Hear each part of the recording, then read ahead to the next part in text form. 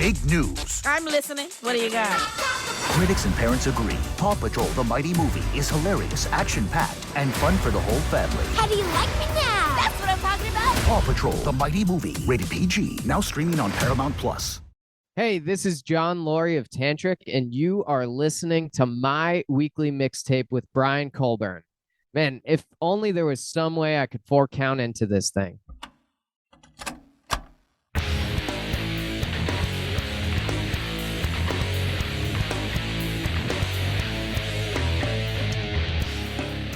Welcome to My Weekly Mixtape, a podcast that takes the classic mixtape approach to building a modern playlist. I'm your host, Brian Colburn. Joining me for tonight's collaboration is John Loree, drummer for Tantric. John, thank you so much for joining me tonight, man. Thanks for having me on. It's going to be a blast. Oh, we're going to have a good time tonight. I want to kick things off with the question I like to ask all of my guests right at the jump. What does the word mixtape mean to you? Oh, that's a good question. I wasn't prepared for that question. But I think when I think of a mixtape, obviously there's the idea of a mixtape with a cassette where you would, get all of your favorite songs onto a cassette and then play that in your car. And for a while, my car, I drove around for the better part of my early years in a 93 Toyota Camry that only had a cassette player. So we'd have mixtapes of like Kiss, and then the B side of it was like Rush. Like the mixtapes didn't make any sense. So that's what I think about. But then I also think about my early years where it wasn't a tape anymore, but it was like a CD. Yes. And we would burn CDs of like, I would get like super hyped up about a band, like Avenged Sevenfold, right? And I would burn all of my favorite Avenged songs onto a CD and then listen to that. And that was my mix. And now we've got playlists. So it's like, that's a mixtape. But that, I don't know. That's a tough question. Yeah, playlists are different because you kind of just drag the songs in and they're there. But when you were making a mixtape or a mix CD, a lot of focus went into the order of the songs and the story you're trying to tell. Whereas now most people just drag 50 songs onto a playlist and hit shuffle, and you kind of remove that element. And that's what we're trying to bring back through this show, is actually thinking about the songs you're going to pick. I love it. I love it. That's it's like, you really think about it. Even when I was creating my ideas or whatever, it's like you're just dragging and dropping. Like I'm not even doing anything that takes skill or time or like a CD burner, like I used to have. So it's kind of crazy that that's where we're at. But I love this idea. I'm super excited to talk about all of these songs. Well, tonight, John and I will be curating a mixtape of the greatest drum tracks. And that's genres be damned. So there are endless directions we can go with this tonight. For me personally, I was looking for one of three things in each of the songs I chose. One, if the song has an iconic beat. Two, if the drums were recorded with a signature sound in mind. And three, if the drummer has an epic mastery of their craft. So I've got a list that's full of endless possibilities, and I'm really curious to see how this unfolds. John, what were you looking for being a drummer yourself? I'm not a drummer. I'm a bass player. So coming from it as a person who plays this instrument 7 days a week, what were you looking for in the songs that you brought to the table this evening? Very much the same thing. And I think it was so difficult for me because it would be like, there were a couple songs that were kind of, they're layups, right? You already know that that's going to be on the list. Like it kind of has to be there. And then there are other songs where I'm like, oh, I hold such a place in my heart as me learning the drums as a kid. And so it's like, that's iconic to me, even though it might not be iconic to everyone. And I still tried to stay with everyone in mind. My other criteria, because of all of this, I'm like thinking to myself, okay, what makes a groove or a fill or a drum tone iconic? Like, what is that? It almost takes the place of the lead singer and takes the place of the guitar player and stands out on its own. And I'm like thinking, okay, when you go to concerts and you see that one guy in the crowd and he's air drumming. That's an iconic drum song. That I was trying to think, what are songs that guys air drum to at concerts? And that is kind of where my list took me. But then again, like I had songs on here that are just iconic to me, and I just rolled with that. So it's really tough as a drummer to pick this objectively because of all the subjectivity that I've had in my life learning this instrument. Awesome. Awesome. Well, let's get down to business. Tonight, as I mentioned, John and I will be curating a greatest drum tracks mixtape, and we're going to use that old cassette deck approach, meaning our mixtape will be broken up into two sides, side A and side B. John, as my special guest, will begin side A with his first song choice, and then I'll add a song that I feel best follows up his choice. We'll then flip-flop choosing songs until we've mapped out 10 songs for side A. We'll then give our mixtape a proverbial flip and we'll map out side B, only this time I'll kick things off with John choosing second. Overall, our goal for tonight is to craft the best drum tracks mixtape possible through only 20 songs. At the end of the show, you could take our conversation to the next level by visiting the greatest drum tracks page at myweeklymixtape.com and give our final mixtape a listen via the embedded playlist. Finally, if you like what you're hearing on the show, please consider becoming a Patreon mixtaper at patreon.com/myweeklymixtape. Now, John, before I turn it over to you to reveal your track one, some of the fellow mixtapers who follow me at My Weekly Mixtape on Facebook, Twitter, Instagram, and TikTok have chimed in with their ideal opening tracks for a greatest drum tracks mixtape, and I wanted to share a few of them now just to give you and I some food for thought. Patreon mixtaper Cactus Pete chimed in with Rush's Tom Sawyer, along with Michael from Michael's Record Collection. And Cactus Pete chimed in with Van Halen's Hot for Teacher, along with Bobby from the Effin' Cultured podcast. Patreon mixtaper Too Vague podcast chimed in with Frida's I Know There's Something Going On. Eric Chale chimed in with Kiss's Creatures of the Night. Chris Bearpaw chimed in with Dave Brubeck Quartet's Take 5, or Benny Goodman's Sing Sing Sing. Rob Jones chimed in with the Pixies' La La Love You. Songs That Don't Suck chimed in with Led Zeppelin's When the Levee Breaks. Jim Bricker chimed in with Tower of Power's Squib Cakes. Mantools Media chimed in with Iron Maiden's Where Eagles Dare. X Radio X podcast chimed in with the intro to Dire Straits' Money for Nothing. Count Vlad chimed in with White Noise, Black Mass, and Electric Storm in Hell. And finally, Lance Levine chimed in with Fleetwood Mac's Tusk. So I have just hit every genre from jazz to funk to rock to metal. John, with those picks out in the universe, I'm officially pressing the record button on our mixtape, and the floor is yours. Why don't you dive into the song you chose to kick off side A? Side A, and you could probably guess it because we've talked about it before, is Black Dog by Led Zeppelin. And let me just preface all of this by saying I don't think there's a right answer, and I don't think there's a wrong answer to any of this. And I just, like, this is the hardest thing because people will go, oh, how could you say that? That's definitely not even the best Led Zeppelin John Bonham beat, you know? Or it'll be like, oh, well, Led Zeppelin, that can't be the best one. It's got to be, you know, I don't know, whatever. And you just go, I know, but I just have to pick for myself. And if I'm picking for myself as number one, I am one of the biggest John Bonham fans of all time. And there's a bunch of us. He changed the modern face of drumming for what it is. And you and I have had, you know, our conversations about Led Zeppelin. It's just his drumming and his pocket and his feel. And even I was trying to pick best Led Zeppelin song, which is so hard to do. Best Bonham influence song. That's so hard to do. But when you look at what Black Dog is, it's a rock song, number one. It's a rock song with an odd drum beat behind a riff that should be da da da da da da da da da da da da da da da da da da. And he took it and made it a backbeat and totally transformed the thing to da da da da da da da da da da da da da da da da da da. of course, it doesn't translate well when I'm the one that's just like air drumming it myself. But you get the idea is that he totally changed the modern face of drumming.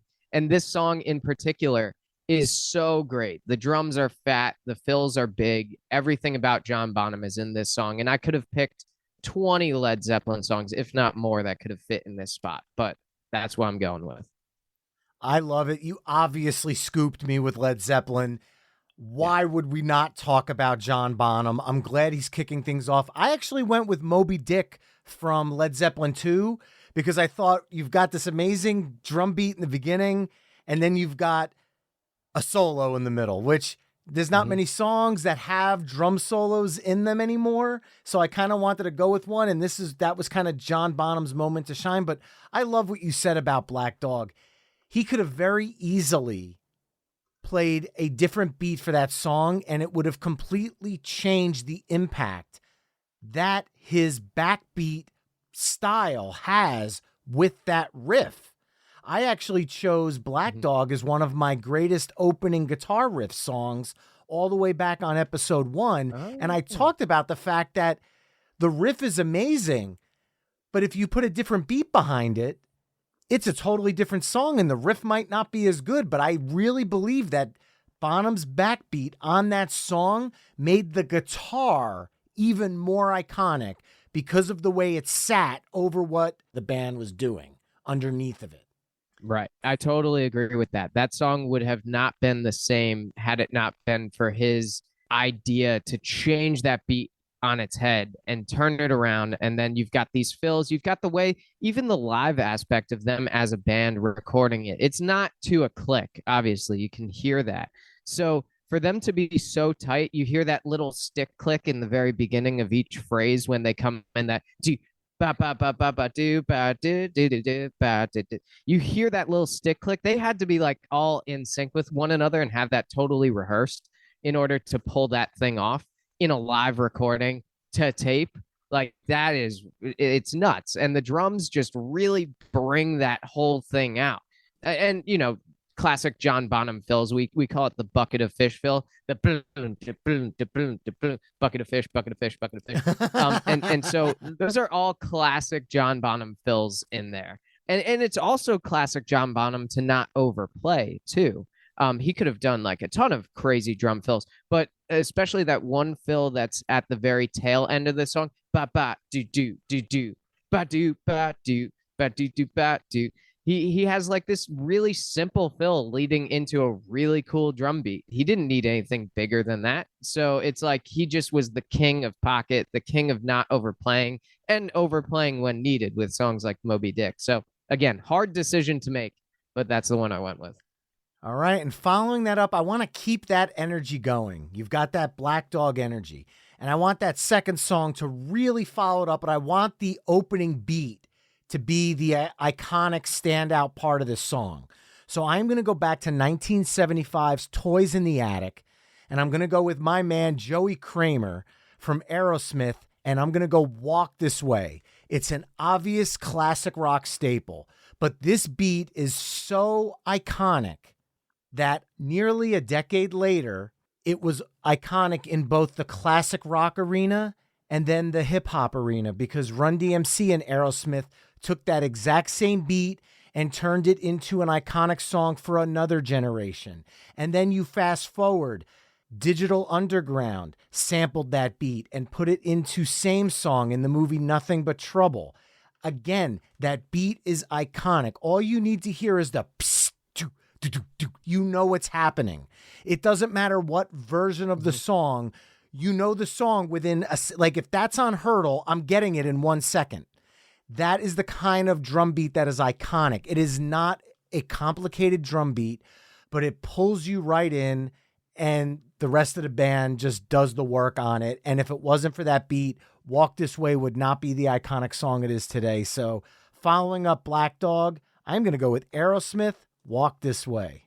Love it. Love it. Oh, you were reading my mind for the second slot on this thing. I was looking at my list and I'm like, I bet I know where he's going. And then you said Toys in the Attic, and I was like, oh, he's saying it. He's doing it. That's the song.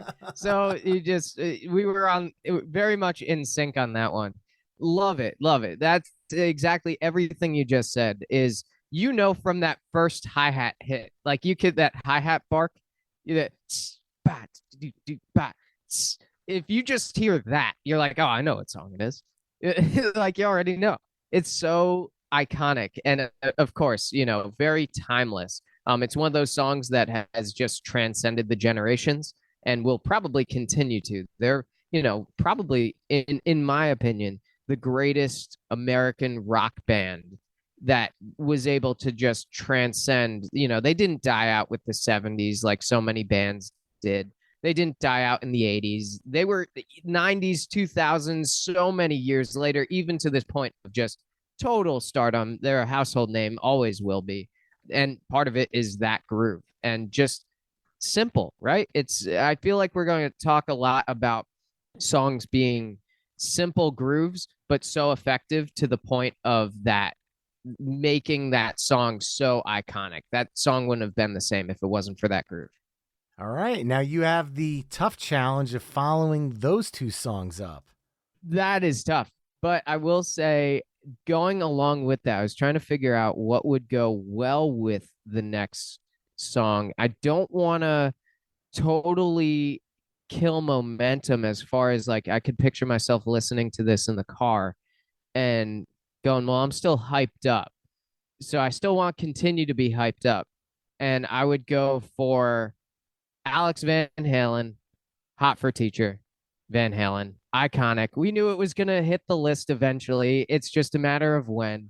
And I think that this is the perfect time for it because if you're listening to a drummer's iconic drum track song, this has to at least be somewhere early on in the list, I think.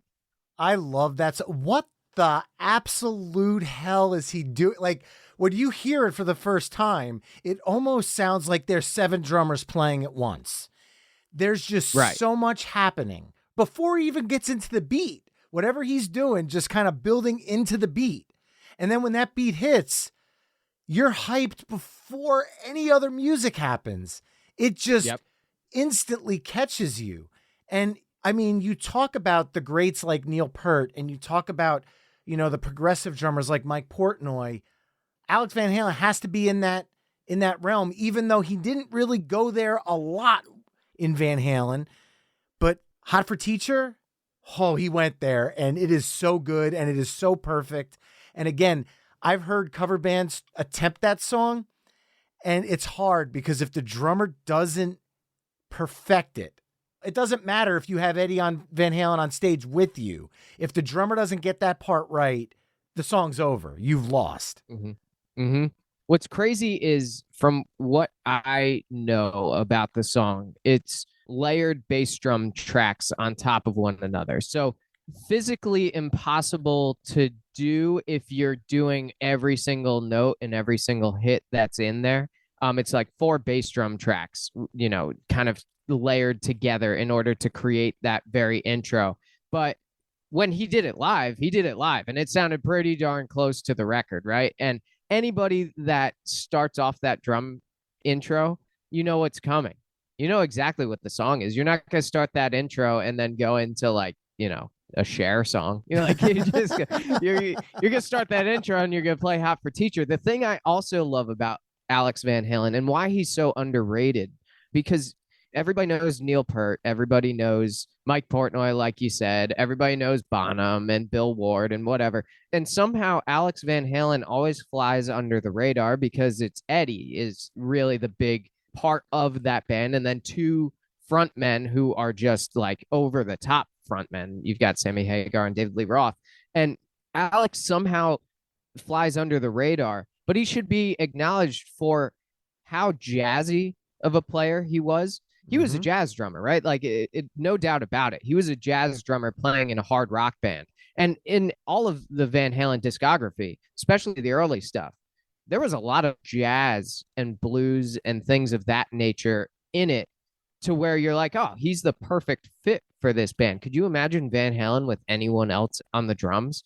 It's like he was a jazz drummer first and foremost, and he took that playing style to a hard rock level.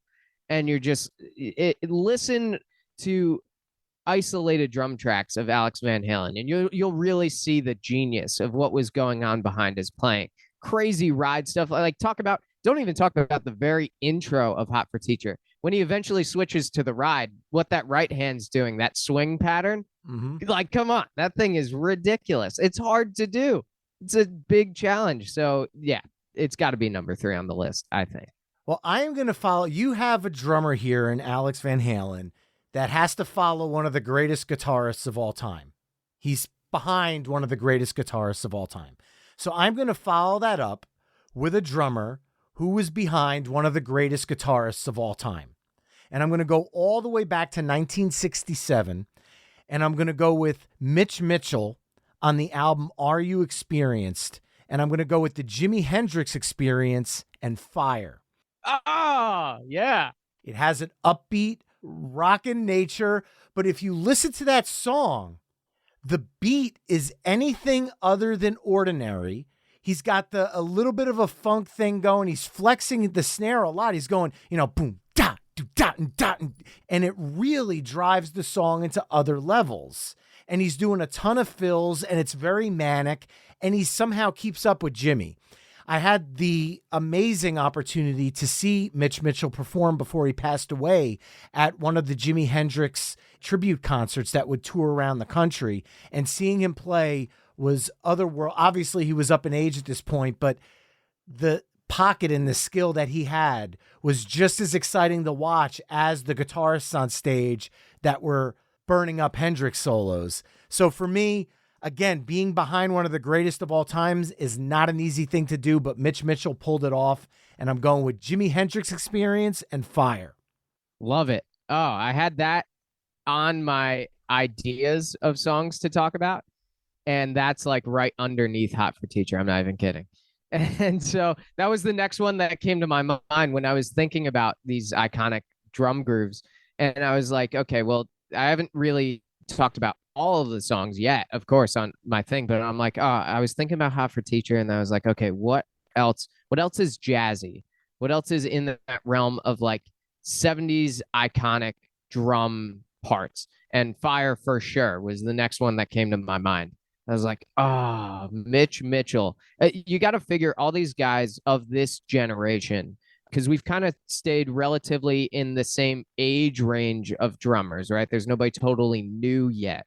And so all of these guys were jazz guys because rock music wasn't really a thing, right? They were inventing it as they were playing. Right. So all of his fills were very much based in rudiments, very snare drumming, very articulate, and just jazzy playing. Nothing super heavy, but just that pop, that upbeat, that very, fills all over the place style of playing. And I love it. That's like the 70s to me. When you think of guys like that, you got to think of Mitch Mitchell. Not very much a household name comparatively to the other ones on the list, but if it wasn't for him, that song would sound totally different.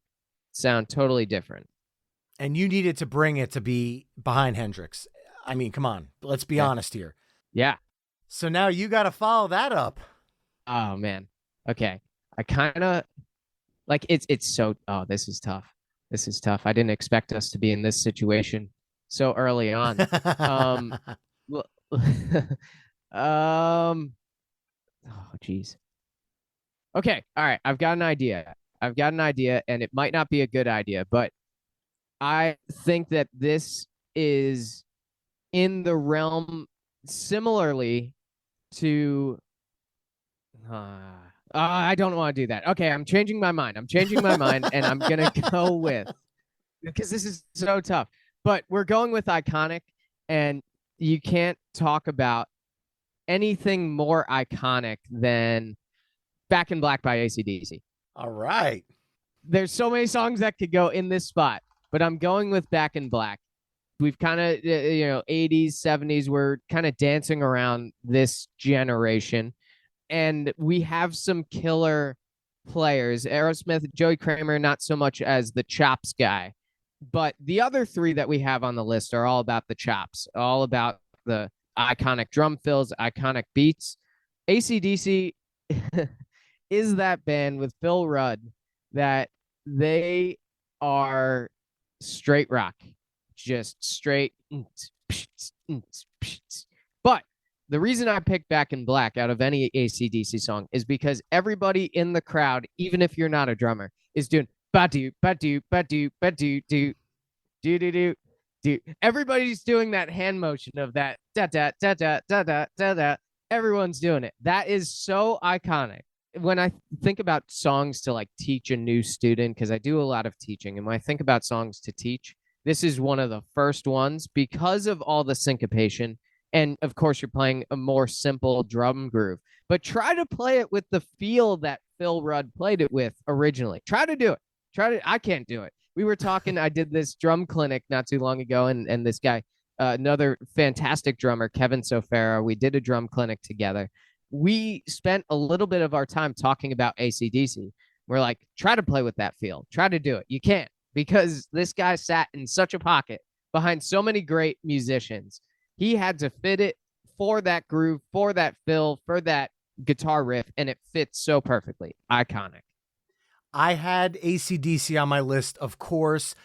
Believe it or not, though, I had Thunderstruck because I did it from the drum sound perspective, not so. To me, Chris Slade is a much heavier, much faster rock drummer, where Phil Rudd is much more of your pocket, old school drummer. I think it's, believe it or not, two different styles completely. But the one thing that as a kid I remember vividly are the two kick drums that he had above his head for the Thunderstruck video. And he's pulling the sticks and he's slamming them over his head. And you get that thunder and you get the boo, boo. And the only way to do that was hitting the kick drums. And it was just a sound that I remembered. So it's a different thought process for AC/DC, but I do like the fact with where this list is going that you went with Phil Rudd, because Chris Slade, I don't know if would have fit where we're heading right now.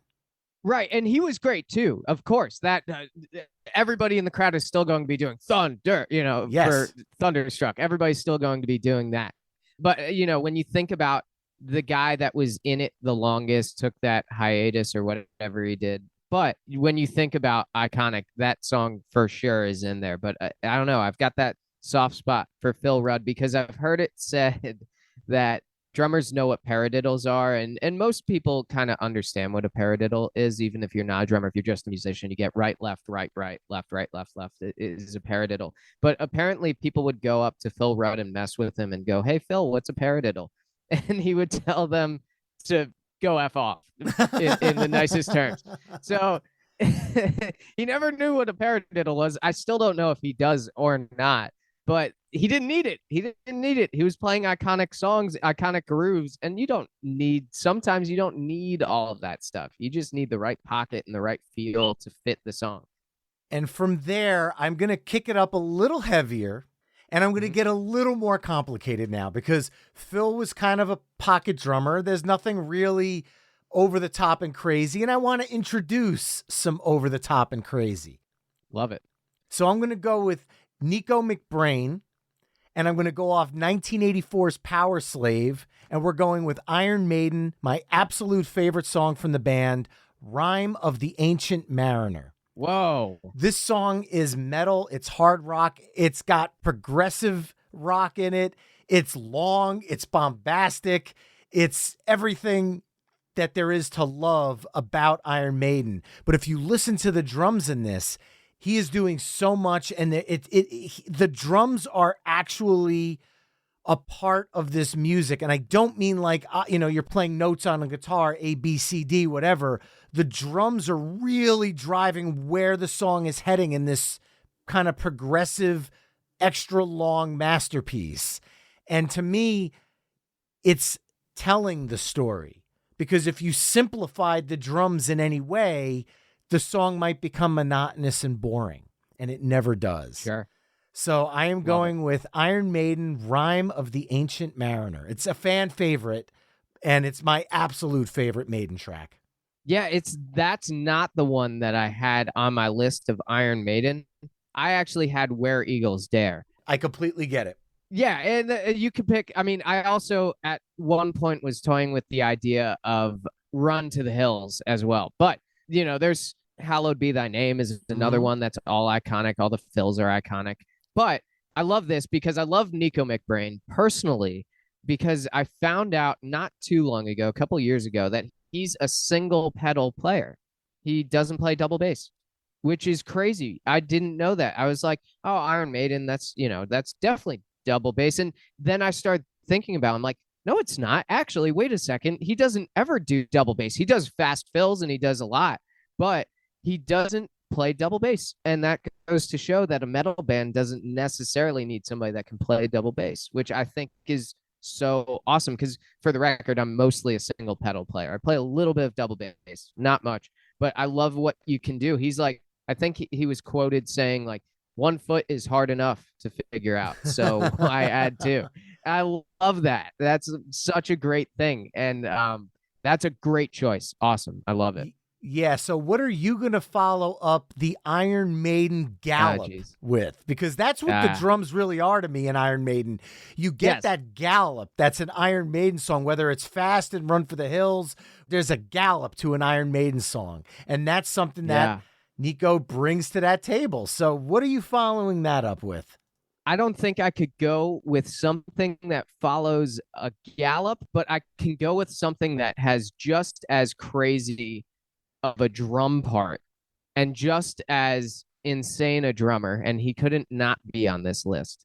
So I'm going to put Neil Peart, Rush, Tom Sawyer. Yes, of course. Number one, this is really hard for me, and maybe people will hate me for saying it, but I am not the biggest fan of Rush. I'm a big fan of Neil Peart, not a huge fan of Rush itself. I think it might be something with Geddy Lee's voice. Sometimes the time changes are a little too much for me to listen to, like if I'm driving. Like you don't want to listen to time changes while you're in traffic. Like that's just not, it's not always the most fun. But I think what I really love about Tom Sawyer, again, on that same idea of air drumming it at a concert, everybody's doing it. Number one, very iconic. It's a big hit for them, of course. And the very middle of the song with all those drum fills, tell me a drummer that hasn't studied that ever. Like you have to study that when you're a drummer. And even though I was never the biggest fan of Rush, I studied a lot of Neil Peart stuff because I knew that he was the professor. He was the guy, So it's and still lives on, even though he's unfortunately passed. His drumming still lives on. People still study like there's no tomorrow Rush songs. Yeah, I couldn't agree more. Obviously, he was being talked about tonight. I had La Villa Strangiato in my list, instrumental. I mean, it's all over the top. It's one of those crazy Rush songs that I love so much. One of my best friends who passed away back in 2011, every time I got in the car, he'd be like, I'm choosing the music. And I knew the first song he was putting on, and it was La Villa Strangiato, and rest in peace, Dom. I love you, man. Every time I hear Rush, I immediately have to start with that. But obviously, Tom Sawyer is the iconic song where everybody really sees, because that song is played on Top 40 radio. La Villa, not so much. So I completely get where we're going with it. And following it up, you went a little proggy here. So I feel like I still want to stay. I feel like we're staying classic here. We're staying classic on side A. So I am going to stay classic, and I'm going to go back to 1971 with a drummer who's probably not a household name, but should be, because playing for Jethro Tull is not always the easiest thing in the world. So I'm going to go with Clive Bunker, but I'm sticking with the heavy side of Jethro Tull, and I'm going to go with the title track from 1971's Aqualung. This song is done in a lot of different parts. The drums really drive it through all these different timing changes. And I think coming out of Rush, it still keeps a little bit of the progressive element to the hard rock sound.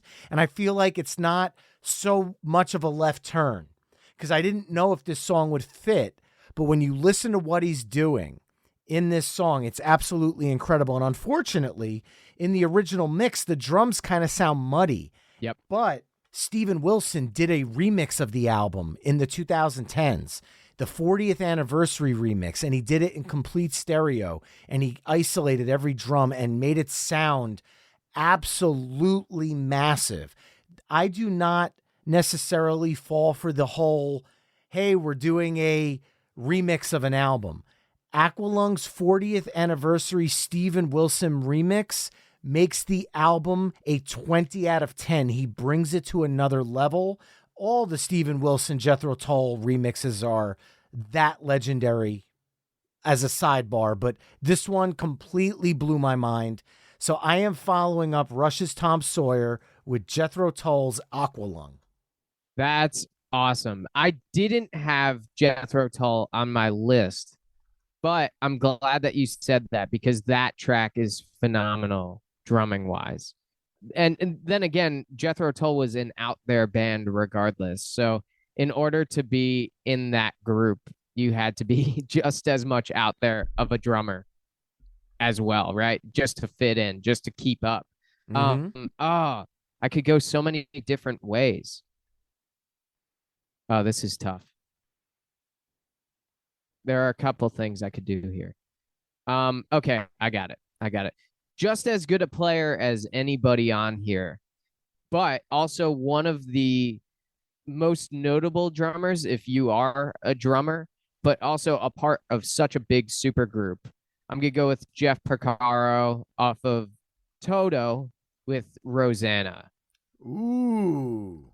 And the only reason I say that is because this is the perfect halftime shuffle groove. And there are a bunch of those out there. Of course, Bernard Purdie being the champion of the halftime shuffle with the Purdie shuffle. He's got it named after him. And then John Bonham taking it later and doing the Fool in the Rain shuffle, right?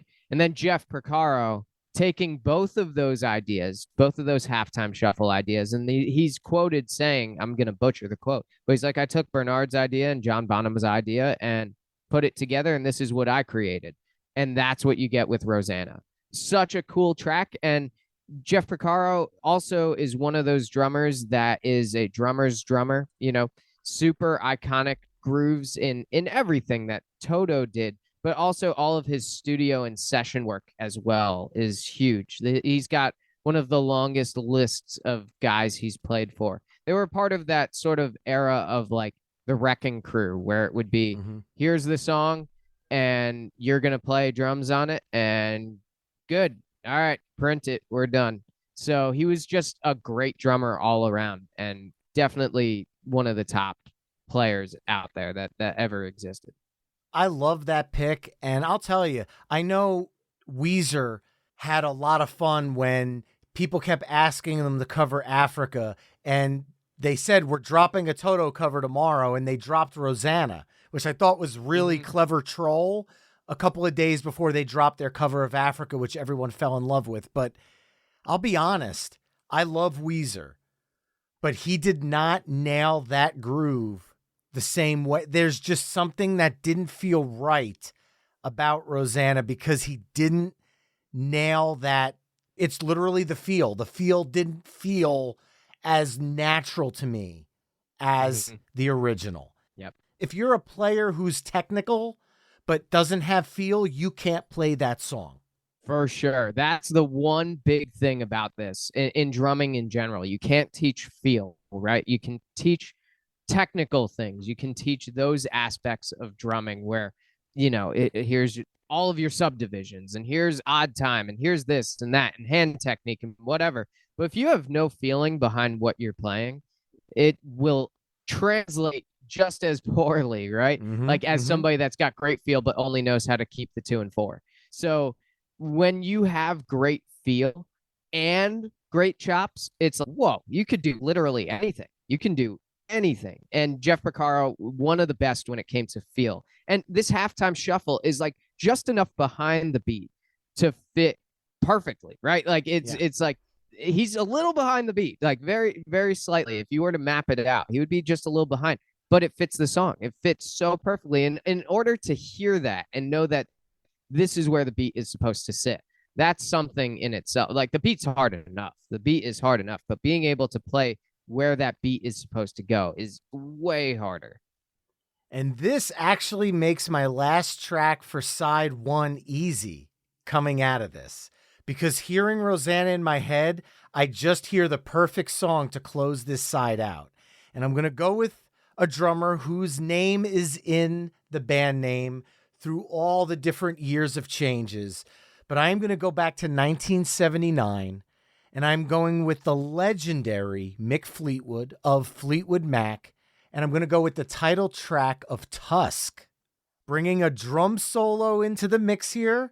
And I'm bringing in an iconic tribal beat that somehow works with a full marching band and an acoustic guitar and whatever drugs they did to imagine Tusk being a song that would work and making it work. The vocals are all dreamy over this weird acoustic guitar that you got Lindsay doing, and the harmonies are a little Alice in Chains like, hitting the half notes in the harmonies, and it's creepy. But then all of a sudden this happy marching band comes in, and I had no idea what I'm listening to when I first heard that as a kid. And here I am in my 40s, and I have no idea what I'm listening to, but I know it's amazing. I know it's iconic. I know I love it. And Lance Levine chimed in with this as well. I got to give a shout out to him, another great podcaster. Love this song, and I think it's a weird, fun way to close out this eclectic side one. Fleetwood Mac, Tusk.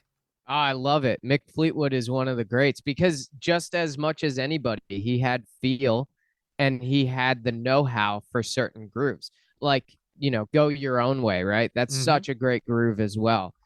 Anything where you have to just support the vocalist, because the vocalists were really the big part of Fleetwood Mac. And even still, like, think about it. This band has come back in modern sex, right? Like that one video did super well on TikTok of that guy skateboarding down like a hill in California.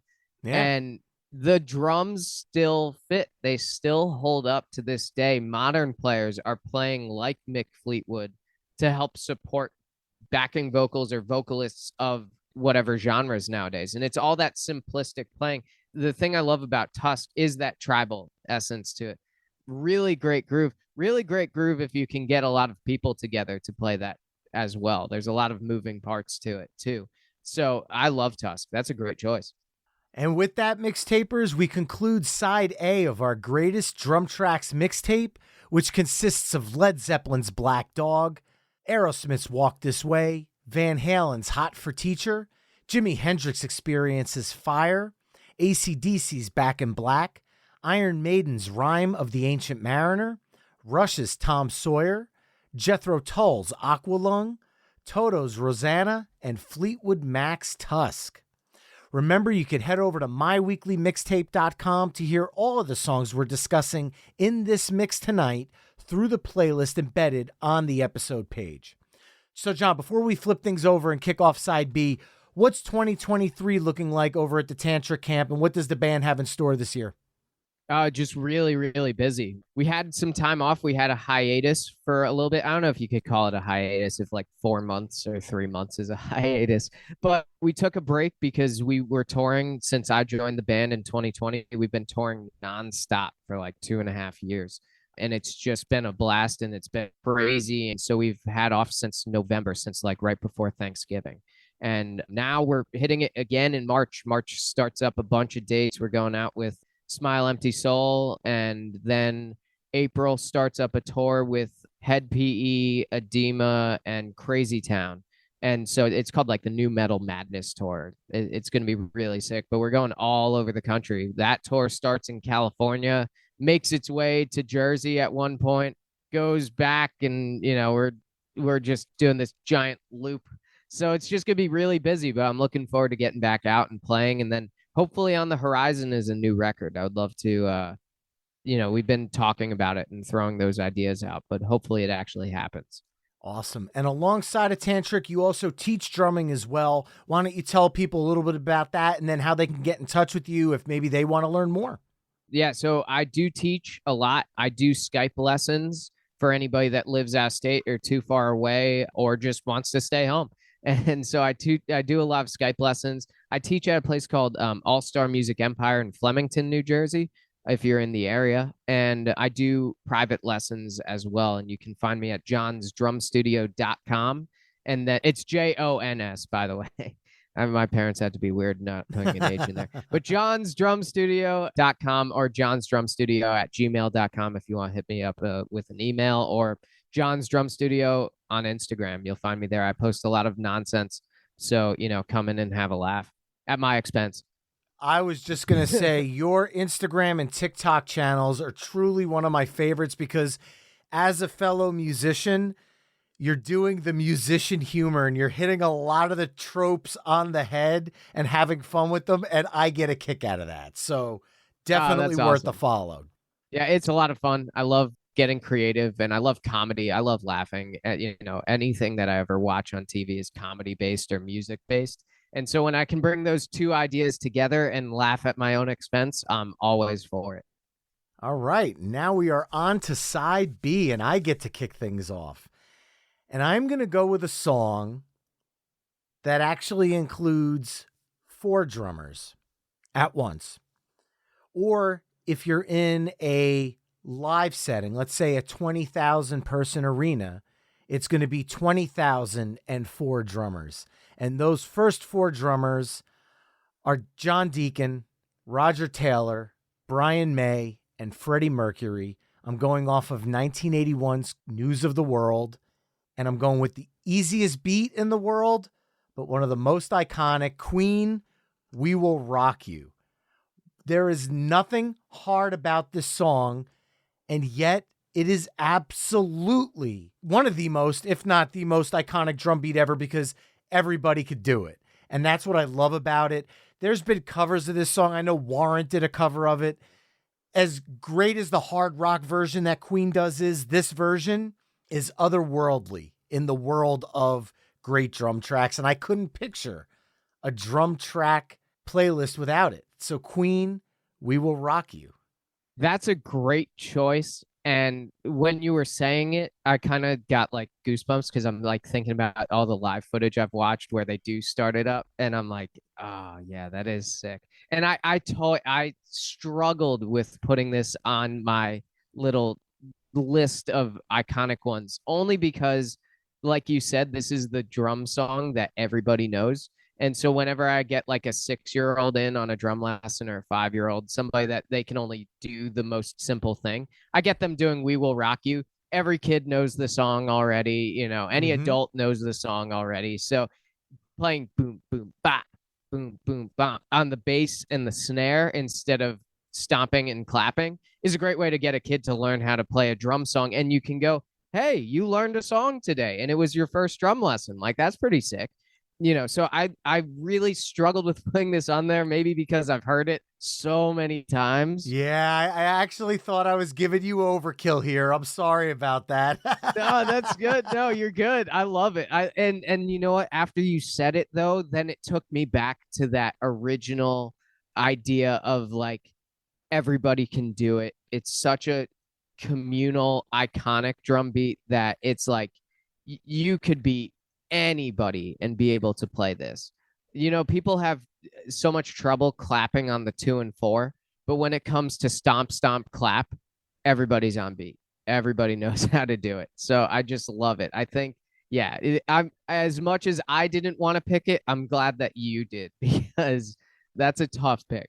Yeah, and there's only one place to put it, and it's at the start of the side because I feel like now I'm giving you a pretty clean slate because if you think about the original, it slides right into We Are the Champions, which is a slower song, which obviously Queen is off the table now, but you could go anywhere with this song for the rest of side B, so I'll be curious to see what you do with it. Oh, geez. Because I could totally bring one in from left field, like just the weirdest idea. Or, oh, man. Okay. All right. This is tough. But but I know what I'm going to go with because it's iconic in a number of ways, but I also think it's some of his best playing. And you got to love to hate this guy, Lars from Metallica, Master of Puppets. Oh, okay. You went with Master of Puppets. Okay, let me explain to anybody that doesn't know about Lars or doesn't know much about Metallica, which it would be hard not to if you're listening to this podcast. But Lars, in his heyday in the 80s, was like such a sick drummer. He's the best drummer for Metallica. He will always be like, who else could you get to play in Metallica and do just as good a job as he does? Is he the most technically proficient drummer? No. Is he playing anything else other than Metallica? No. He's always just going to play songs that are Metallica songs. And if he's not, and he's playing like a Justin Bieber song, he's playing it like Lars from Metallica. It's just his thing, right? He's got a vibe to how he plays. Half of it's overplaying, half of it's crashing on the 2 and 4. But Master of Puppets is, in my opinion, one of the heights of his career. And it's a song that everybody knows kind of because of Stranger Things. All the younger kids are all getting hip on, Master of Puppets. That makes me sound old when I say getting hip on. But Master of Puppets is a great song drum-wise. It's fast, it's fun, and the drum work in it is great. I think it's like the height of his playing is in Master of Puppets. I'm so glad you picked that one because it makes my life easier, because I had 2 different Metallica songs on my list for 2 different reasons. And the first one was Metallica's One from Injustice for All, because that was the song that really introduced me to Metallica. I knew Master of Puppets and Ride the Lightning from my cousins, but when I first heard One and I saw the video on MTV, I'm like, hey, this is my Metallica song now. Like, I got to go to my cousins and say, hey, I know this new Metallica song. But the double kick at the end of One, before the band kicks in, the brrrch, brrrch, brrrch, like, to me, that was as driving as the guitars. So it felt very musical to me. But then I also had Enter Sandman on the list from a recording aspect. I feel like the drums at the opening of Enter Sandman are some of the largest sounding studio drums I've ever heard in my life. Bob Rock captured this sound where it didn't sound like toms anymore. It actually sounded like thunder. When that song starts, they're so big and so heavy, they surround you. And it's just an iconic drum sound. So I definitely wanted to chime in on that one. I'm just curious because you record drums, obviously all the stuff you do for recording for yourself, that is not an easy sound to master. No pun intended. Yeah, exactly. That is, I think that the Black Album changed the landscape of drum sound, and it, lots of high attack where you hear the crispness of each drum, but you also hear the bottom end of each drum. Like, listen to what's the track? Wherever I May Roam. Yeah, listen to that track and that snare in the beginning, ba ba ba ba ba ba ba ba, or Sad But True.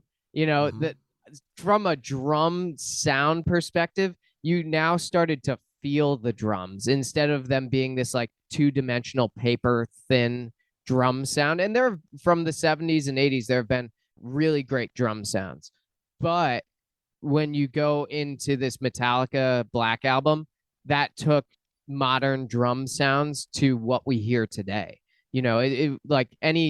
I love them, so I'm not going to hate on them. But any Nickelback record is that. It's a Black Album drum sound. And you could pick any band, like Shinedown. You could pick not so much anything from like the early 2000s because it started to get more grungy again and less like produced. But any modern 2000s rock onward, 2010s, even to where we're at now, is very much Black Album influenced. I was actually hoping you would say Nickelback because when I first heard San Quentin, their latest single, I immediately turned to my wife and said, they're going for the Black Album drum sound. And she just turned back and she said, "That's nice, dear. I have no idea what you're talking about." Aren't those one-sided conversations fantastic? Yeah. But honestly, I'm glad you mentioned Nickelback. I am not a hater either. I think they're a great band.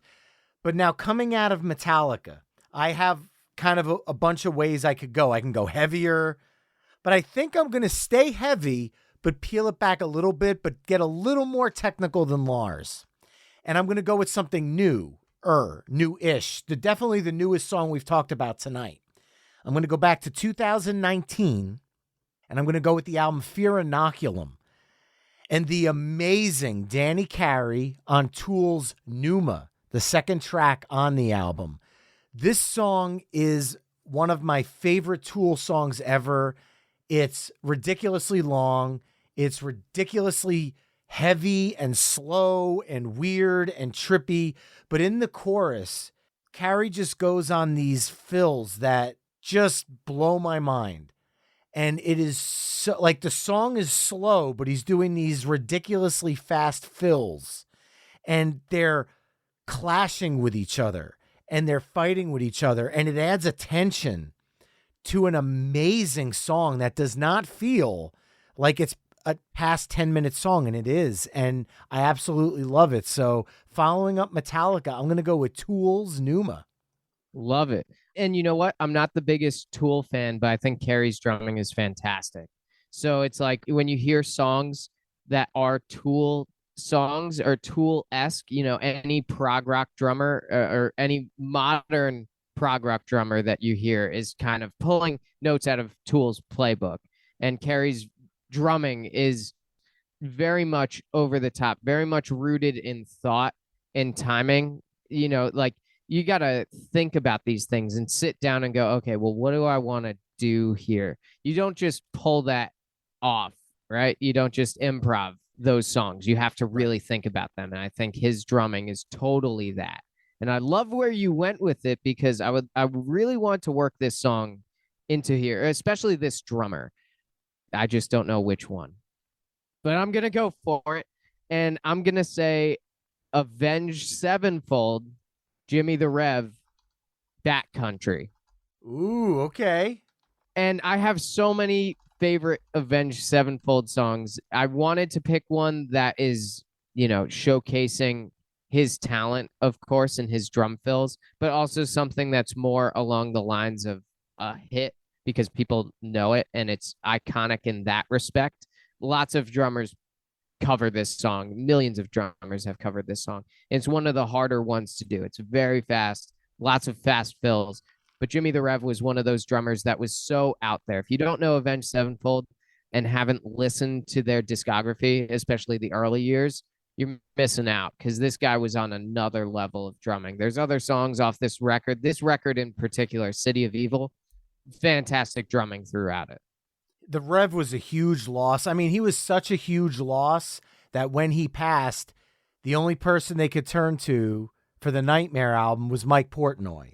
And that tells you something. When you have to turn to the drummer for Dream Theater to try to capture the spirit that the Rev brought to the kit. So I absolutely love that pick. And you know what? I think coming out of it, I'm going to stick with Mike Portnoy now that I brought him up.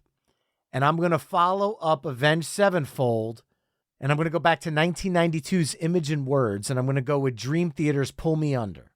A little bit slower, a little bit more of a hard rock track, but there's something about the drums in this song. It's not the Mike Portnoy, what the hell am I listening to? I can't comprehend what he's doing because it's so amazing. Drums. It is so amazing, though. Let me stress. But it's definitely a more digestible Dream Theater song, which is why they have a greatest hits album called Greatest Hit and 21 other pretty cool songs. It was definitely the one where everybody... So I know I'm going mainstream to the Dream Theater crowd, and I know there's a lot of other songs I could pull here, but I'm going to go with the more mainstream one, Dream Theater's Pull Me Under. That's a great choice. I love Mike Portnoy as a drummer. Any of the stuff that he's ever really touched, like you said, with Nightmare for Avenged, or, even the Winery Dog stuff. It's kind of like it's just a rock band it's a super group, of course. Richie Kotzen, Billy Sheehan, and Mike Portnoy. That's a trio that can't be stopped, and they are just A+ musicians. And so anything that they write, even the most simple rock song, is going to sound sick. But Dream Theater, Pull Me Under, I had a student once ask me, hey, can we play Pull Me Under? I'm like, I don't know if I can even play Pull Me Under. So you might have to ask Mike Portnoy, because him and Mike Mangini, now the newer, he hasn't been in, he's been in for a while now, but Mike Mangini, they're the only two that can pull that stuff off. Yeah. And Dream Theater is also a super group, but they wouldn't have been the same band if it wasn't for Mike Portnoy. That's for sure. Right. Agreed. 100%. So now I'm giving you a little bit of a proggy area to kind of pull off of from there, as we got the last half of side B here to go. Jeez.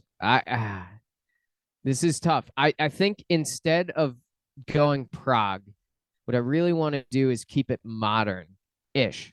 And the song's already old. It's already history. But the band is still very prominent, and the two drummers of this band have to be in here in some respect. So I'm going with, it's Dave Grohl, Foo Fighters, Everlong. Awesome. Because if people don't know, this whole album was recorded by another drummer, and the Color and Shape album, it was recorded by another drummer. So if you don't know, it wasn't Taylor Hawkins on the kit for this song, because he wasn't in the band yet. But Right. they had another drummer before Taylor. He didn't cut it. He recorded this whole record, and then Dave Grohl went in and said, never mind, I'm just going to do it myself. So he went in and re-recorded the whole thing, and that's who you hear on Everlong. Not to put any shade towards Taylor Hawkins, because he's got just as many iconic songs off the Foo Fighters discography. And, what a loss to the drumming community. I was just talking about it to my girlfriend, Katie, last night, and she similarly was like, oh, really? That must have been a loss. But she doesn't understand. She doesn't know where I'm coming from with this, because Taylor Hawkins took Dave Grohl's parts and just made them like 10 times better. There was this mutual understanding in the Foo Fighters where Dave Grohl said, my favorite drummer of all time is Taylor Hawkins. And Taylor Hawkins always said, my favorite drummer of all time is Dave Grohl. They just loved the drums, and these parts and these songs wouldn't have been as iconic without Dave recording it for the first time, of course, but then Taylor doing it live and doing it perfectly in his own way. Everlong is one of those drum tracks that every drummer tries to learn how to do. And I think that you had to have these two guys on that list in some shape or form. I'm glad you brought it up. I had Best of You because I was thinking Taylor Hawkins, but if you think about what Dave Grohl did, I had Dave Grohl also in my list elsewhere with Queens of the Stone Age, No One Knows, but because we mentioned him, I'm crossing all of those off because it makes my list a little easier right now.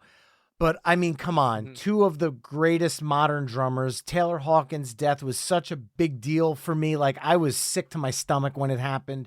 I went on other podcasts for the next 2 weeks just talking about and gushing over this man's music. I had the opportunity back in 2007, the week before Echoes, Silence, Patience, and Grace came out. I actually met both Dave Grohl and Taylor Hawkins in an airport in Toronto. I was there for work, sitting in the airport, and I'm in my suit, finished a long conference. I'm sitting next to my boss, and Dave Grohl walks by me. So I turned to my boss and said, I'll be right back. I need to go just talk to that person for a second. And he goes, why? I said, it's Dave Grohl. And he goes, oh, Nirvana. I said, yep, whatever. He didn't know, whatever. That's fine. Yeah. I walked over. I said, Dave, I just want to let you know I'm a huge fan of the Foo Fighters. I've been listening for years, ever since Nirvana. I love the music that you do. And I just wanted to let you know that if my wife was here with me right now, she would be leaving me for you right now in person. But thankfully, she's not with me. And he goes, he goes, I'm thankful too, because my wife would be upset with that. We had a quick laugh, and I just said, look, I just want to shake your hand and thank you for the music. And then Taylor Hawkins walks up. And I went, oh my God. I'm like, Taylor Hawkins, dude. And Dave Grohl elbows him in the side and goes, see, man, people know who you are. And I'm like, of course. I said in 1995, I went to see Alanis Morissette. And the one thing I remember is watching you play drums. And I am so happy that you're with this band. I said, I am so happy that the new album's coming out. I love The Pretender. I said, can I trouble you to please sign a small autograph for my wife because she'll never believe that I met both of you. And they both said, oh my God, are you kidding? And they signed an autograph. I gave them each a handshake and like the bro hug. And I said, let me let you guys go because I don't want to bug you. And Dave Grohl said, man, thank you so much. He goes, you're not like standing here for like a half hour. He's like, I appreciate you. Thank you so much for being a fan. And I, walked off, and instantly the two of them became gods in my mind. Right. And when Taylor Hawkins died, I just remember the friendship that they had that I got to see firsthand in that one interaction. So I'm so glad you brought them up. I'm so glad. Obviously, it's such a big loss. That's one of the coolest stories that I've ever heard. I mean, I can't believe you got to meet both of them. I didn't know that. That's so awesome. And exactly what you said. And I was literally talking about this to one of my students just before we hopped on this call, and he wanted to learn Everlong. And I was like, oh, no way. I'm going on this podcast tonight with my buddy Brian, and we're going to be talking about this song. I was going to bring it up, definitely. And we were talking about Dave Grohl and Taylor Hawkins, and we were both amongst the mindset of these two guys love music. It wasn't about the fame. It wasn't about the money. Like, you can still go to concerts and see Dave Grohl in the pit with everybody else because they just love music. And that comes across in their music, right? Like, these songs, the passion behind what they were playing comes across. Even if you didn't like the newest Foo Fighters records or whatever, the passion was still there. They weren't out to make a bad record or just like, whatever, we're just gonna throw this together because the label needs a new album. It's like these two guys loved what they were doing and still do. Dave Grohl still does the thing even after such a loss because he knows how much he loves music. It's so cool. So I'm glad. Yeah, that's awesome that this is on the list. Well, now I gotta follow that up though, and that's tough. There's so many drummers we haven't talked about tonight, and there's only 4 spots left. But I'm looking at this list, and we have Queen, Metallica, Tool, Avenged Sevenfold, Dream Theater, Foo Fighters. I want to go back to classic rock again because there's a few drummers I feel like if we don't mention, people are going to completely discredit me. But I want to stay modern because I feel like on this side of music, going back into classic rock might dip too much away from the sound we're getting here. Mm-hmm. So I'm going to stay modern with a modern drummer who I think is, and I'm going to say a hot take here, is the only reason a band is as beloved as they are. They're a fun band. I promise you, I love their music, and they're a fun band. However, if there was another drummer playing with this band, Blink-182 would not be selling concert tickets at $200 and something a piece for a tour this summer. I understand it is having Mark and Tom and Travis together, but if it's Mark and Tom and somebody else, it's not as good. Mm-hmm. And they would not be Blink-182. And I am not going to go with a hit. I'm going with it was definitely a single for them, but it's the song that would fit this mix the best. It's a kind of a darker, heavier song from the 2011 Neighborhoods album. So it's definitely, for this mix, it's a completely deep cut off the rails. Yeah. But I'm going to go with Blink-182's Up All Night. It is a masterclass in drumming that elevates an otherwise meh song. I listen to that song and I go, this is a rudimentary Blink-182 song, but the stuff he's doing in it, it makes it one of my favorite Blink-182 songs. He brings a C- song to an A+ with his drums. Yeah. And I think elevating a song by that much is reason enough to make this list. So I'm going with Blink-182 Up All Night. And I know it's a weird one, and I know people are probably driving off the road yelling right now. But Travis Barker does belong on a greatest drummers list. Punk or not, he is he was at the tribute shows for Taylor Hawkins, and he did an amazing job. He deserves to be there. He deserves to be on this list. That is awesome. I love that choice, and there had to be a Travis Barker song on here. And you know what? I'll say this. For anybody that is against our list so far, which hopefully that's not very many, there are so many drummers out there. There are so many. This is the hardest thing to choose. We're not just doing this to make the worst drummers playlist ever. This is like really hard. And we have to keep in mind the drum set has been around since the 1910s, 1920s, and the modern drum set even later than that. But the amount of drummers that came out of that time from the 50s onward is a lot of drummers. If we're in this modern thing, I love it. Travis Barker, even everybody in Blink, Tom and Mark, they say this band would be terrible without Travis, right? All those songs they set out, the two hits like First Date and All the Small Things. Those songs are hits in a pop respect, but the drumming makes it more palatable to somebody that, like you can't help but get that song stuck in your head, but the drums make it like that much better, Yes.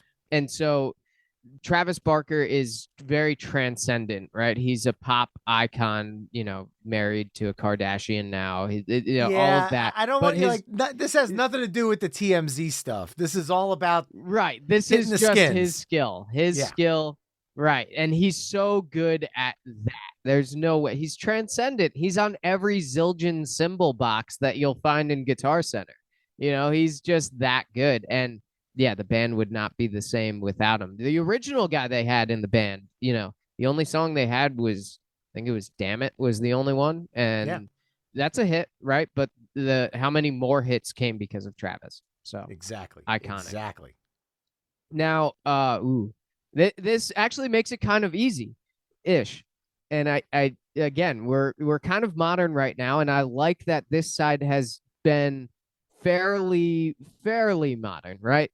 I'm going to go with another one who is probably the closest guy to Taylor Hawkins, very mutual respect drummer-wise. I'm going to go with Red Hot Chili Peppers' Danny California. Chad Smith is an iconic drummer. Him and Taylor Hawkins were like best friends. You can see after Taylor had passed away, the amount of stuff that Chad was posting about Taylor Hawkins. There was just this mutual respect between the two of them, which was so fantastic. But Chad Smith is a funky drummer. He's an all-around drummer, though, too. He's on the whole, it's actually Taylor Hawkins and Chad Smith on the new Ozzy record. They're the two drummers on it. Yep. So it's like the guy can play anything, but the thing that the Red Hot Chili Peppers are known for is their funky take on rock. And he's a funk drummer that's just in a rock band.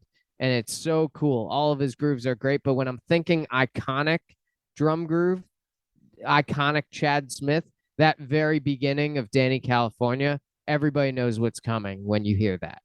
Absolutely love that you brought Chad Smith in this conversation. I sometimes go automatically to the Chicken Foot, the group that he had with Sammy Hagar and Michael Anthony and Joe Satriani, bringing that funky groove to this Van Halen-esque type music. It really made a dynamic change for what would be, because if you think about the backdrop of Satriani, who's a Eddie Van Halen style player, with Michael Anthony and Sammy Hagar, you're automatically going to think, what would Alex Van Halen sound like in this group? Chad Smith went in a completely different direction, and it works, and it works well. So I love the pick. And I also love that you kind of gave me a palate cleanser to go off in another direction, because there's one more song I wanted to include on this list, and it's the last song I could do for the night.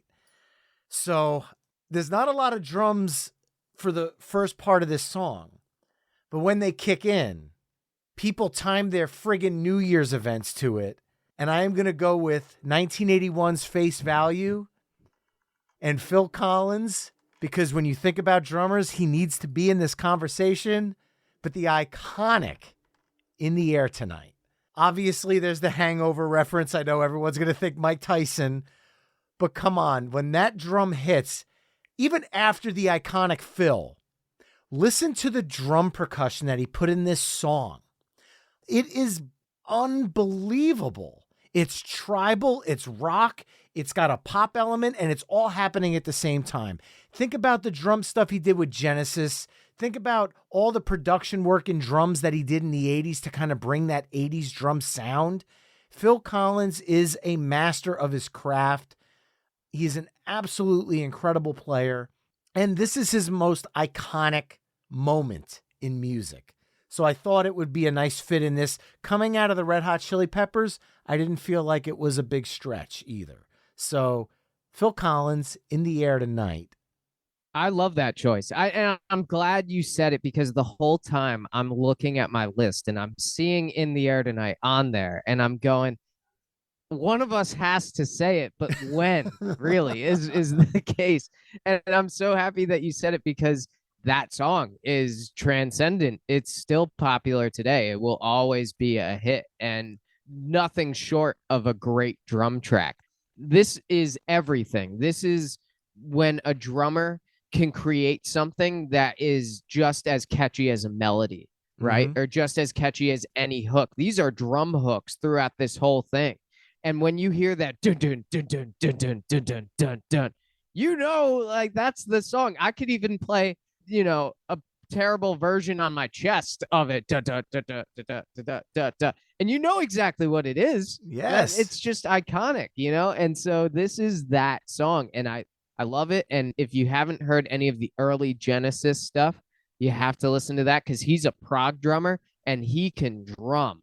Don't let the pop Phil Collins fool you, because his drumming is fantastic. And, you know, again, he's written songs for Disney with Tarzan, all these hits, you know, and his voice is iconic, but his drumming to a drummer, that's even more iconic than any of it. Amen. And I do want to give a shout out, though, because I'm a cover band geek. Non-Point's cover of In the Air Tonight was amazing as well, because they brought the tribal element right from the beginning of the song and still was able to include that iconic Phil and then take it into the rock world. So they kind of reinvented the song, and also deserves a nod in this drumming episode, because their version was really creative and really amazing as well. Now, I do want to say, John, we're down to our last song. I'm going to just throw out 3 names right now that I know we're going to catch flack for not including one of the 3, and you might go with a 4th. But just off the top of my head, we have not talked about Keith Moon. We have not talked about Bill Ward, and we have not talked about Ringo Starr. So no matter what song you pick, we're upsetting somebody tonight. And I still have 10 other songs on my list of drummers we haven't touched on. This is we could easily do a volume 2 for this episode and still have an endless amount of songs. Yeah. But you have the hardest part of the night now, choosing the night closing track. That is so tough. And everything that you said is totally correct. Those 3, I'm looking at the list of just, I have no words other than I have to pick something. And if we can do a volume 2, I will at least be able to sleep tonight. So I'm going to go with Ringo Starr, The Beatles, Come Together. That is what I'm going with, because it's the drum track of the Beatles. And Ringo had a lot of iconic stuff in the early years too, you know, Drive My Car and whatever, all iconic drum beats that the Beatles, even songs like Something, you can't help but mention that one too, where it's just kick, snare, kick, snare, nothing else. That's all the song needed, right? But Come Together is the song that you hear, and if you played that beat for anybody without the rest of the track behind it, everybody would know what it is. Come Together is such a perfect drum hook, right? Exactly what we were talking about with In the Air Tonight. Come Together is a hook. You hear it and it gets stuck in your head. It's triplets. it's just a perfect drum groove. And a perfect song to close the night out, because I'll throw it back to something earlier in the night. And again, with my cover songs, but Ringo was the perfect pocket drummer. And I'll explain why. Another drummer we talked about tonight, Joey Kramer in Aerosmith covered Come Together. And as great as Aerosmith's version is, the drums is, and Joey Kramer made the list tonight. So, I mean, we picked 20 drummers, and he's on the list. And I think it doesn't hold a candle to Ringo's, because Ringo's just has this feel, and Joey Kramer has a feel, but he didn't capture the level that Ringo did in the Beatles' original version. Once again, I'll throw out a remix. The remix that they did for the Beatles, the latest 50th anniversary remix where they did the stereo drum tracks, you really hear those fills, and they're prominent, and they brought them up in the mix a little bit more than they probably should have.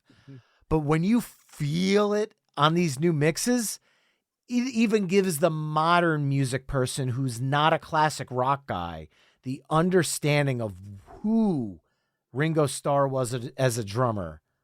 And perfect closer, man. I love it. You can't talk about this list without adding Ringo, and there are tons of Ringo haters out there, and it doesn't make sense because he maybe wasn't the most technically proficient. He knows that. He told his son to go take lessons from Keith Moon because he couldn't teach him, right?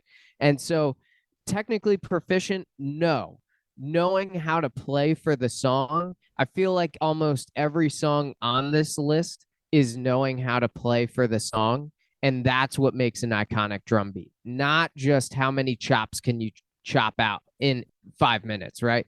It's how I can play to support this song while also creating things that are very catchy, very melodic on the drums. So, yeah, you can't do a list like this and not talk about Ringo.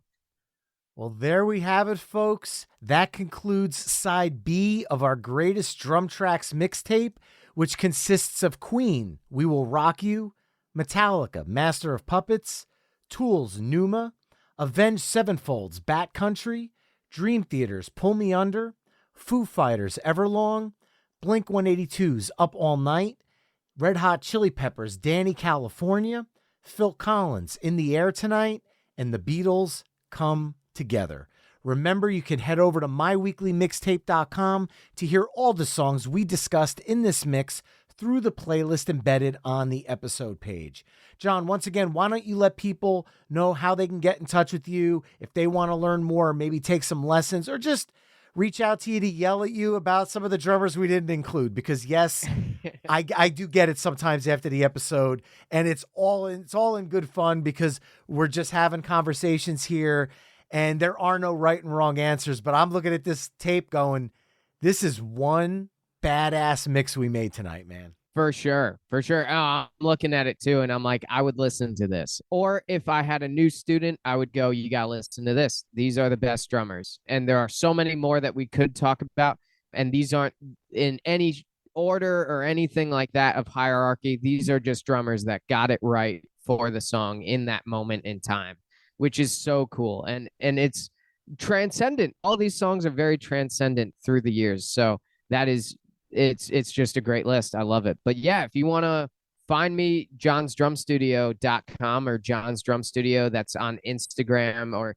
you can find me on Facebook, John Loree, JONLOREE, and then look for Tantric dates or whatever else I'm doing. You will find me there. Well, man, it is always an absolute blast talking music with you. I really hope we could do a volume 2 at some point, because we have a long ways to go with this list. But thank you so much for joining me on My Weekly Mixtape, man. Thanks, Brian. I appreciate it. Remember, you can find My Weekly Mixtape on Facebook, Twitter, Instagram, and TikTok at My Weekly Mixtape.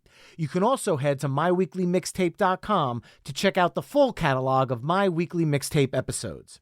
If you want to support the show, please consider becoming a Patreon mixtaper at patreon.com/My Weekly Mixtape. That's all for this week. Thanks for listening. Until next time, enjoy the tunes.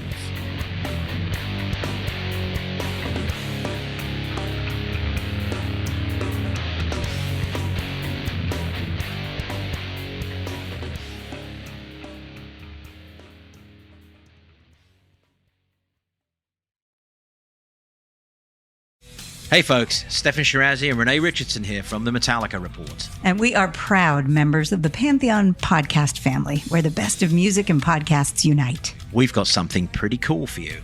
We're giving away an exclusive Metallica merch package worth over $250. That's a whole lot of Scary Guys, skulls, M72, and other sought-after Metallica swag. And we've made it easy for you to win. Follow and share the Metallica Report, and you're in the game. Go to pantheonpodcast.com/Metallica, enter your email, and hit that button to be entered to win. And just like that, you're eligible for our monthly exclusive Metallica merch package. And guess what, rockers? You can enter every month, so just do it. And while we love our global brothers and sisters, the lawyers won't let us ship outside the U.S.